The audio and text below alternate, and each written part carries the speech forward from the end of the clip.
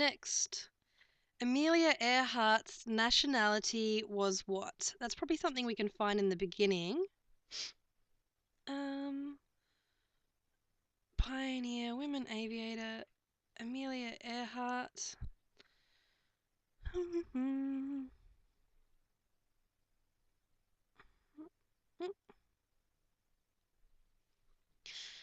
Did she end up somewhere else? As a housewife in New Jersey.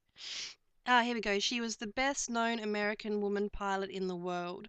So again, we're not reading everything here. We're scanning very quickly for anything that sticks out to us as being to do with her nationality.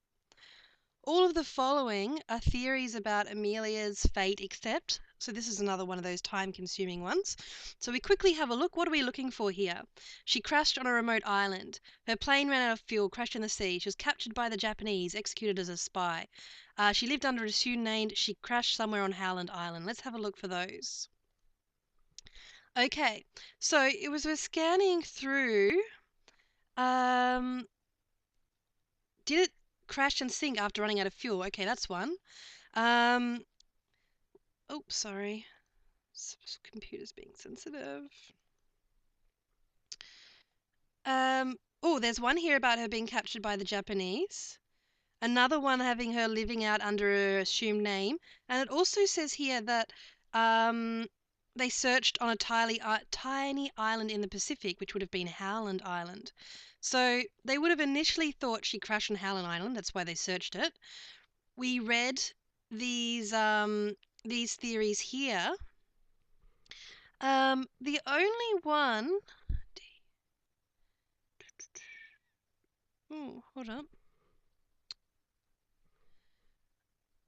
This is interesting because I'm having a look at the answers and it says 38D is the correct one.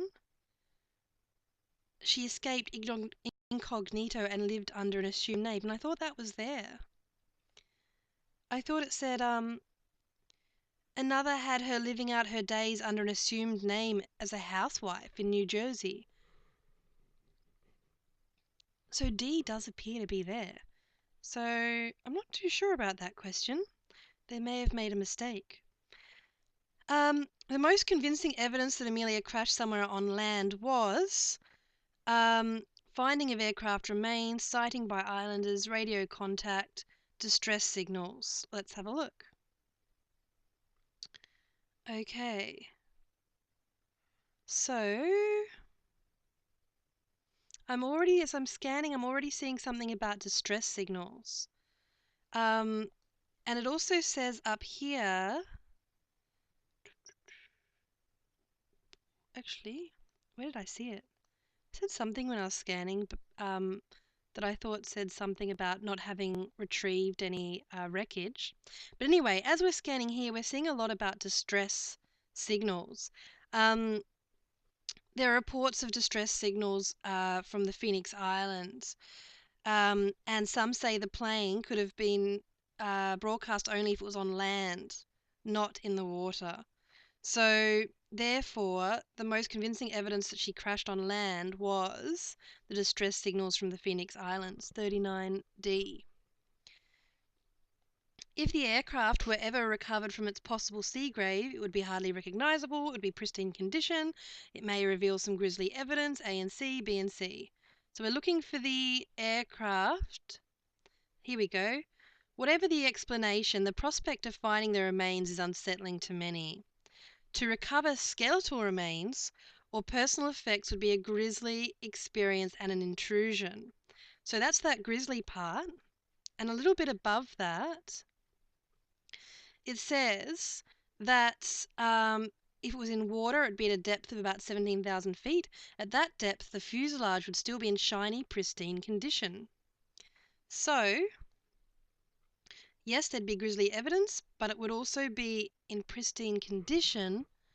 So the answer here is B and C together. Now, I don't like these sorts of questions, the accept questions. The fate of Amelia Earhart still fascinates investigators. Why? She was famous female. There are conflicting theories. She was so close to the end of her journey, she may have staged her own disappearance. She presents one of the 20th century's great unsolved mysteries. Now, I want you to take a moment, pause the video if you want, to think about which one of those stand out to you as being the most unlikely. I'm thinking D, and I'm going to check. 41D. Yep, cool. So, because I think investigators, they would be fascinated by the fact that she's a woman. There were a lot of conflicting theories in the piece. So close to the end of her journey. Where is that?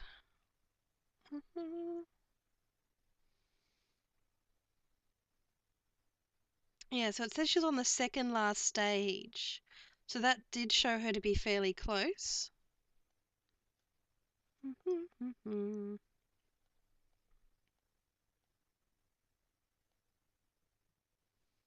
Okay, so it seems that there's evidence in the text for all those aspects. Many of it we've already read.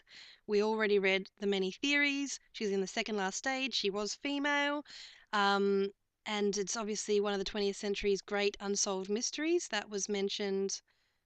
Where are we? Where was it mentioned? Oh, so tired tonight. But it says one of the modern world's intriguing sources of mystery. So it didn't really say 20th century. But yeah, my gut feeling went with D. Okay. Tweed Valley cedar was valued in colonial Australia for all the following reasons except, oh, I hate these ones. So why would Tweed Valley cedar be valued? The trees were easy to fell and remove, sought for furniture making, was light in weight, prized for its colour and grain variations. The tree trunks were long and straight. I'd say A straight away. The reason being, if the trees are easy to fell and remove, they're not going to be that valuable because they're so common. That's what I'd go with. 47A. Yeah. So you just kind of look at it and go, well, something that's really common and really easy to get is not going to be something that's very, very valued or valuable. We can check these other ones though. Timber was sought after for furniture making. Yep, furniture was made from cedar. The timber was light in weight.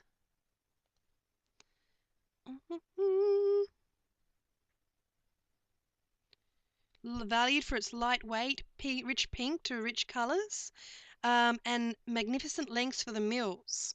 So, but here it says as well, the timber was felled close to riverbanks, and it goes on to talk about how it was so difficult to retrieve the trees.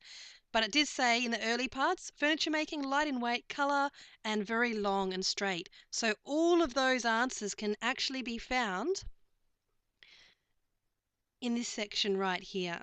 So by process of elimination, we would also, reading that small section, end up with A as the answer. Which of the following can we say caused the decline of the cedar industry? Felled trees were not replaced, clearing for farming land, reducing the rainforest, suitable trees closer to the river grew scarce. So by the 1870s, the cedar industry was in decline. Here are the key words. Land cleared for farming was on the increase, easily attainable, and large cedar trees were becoming scarce.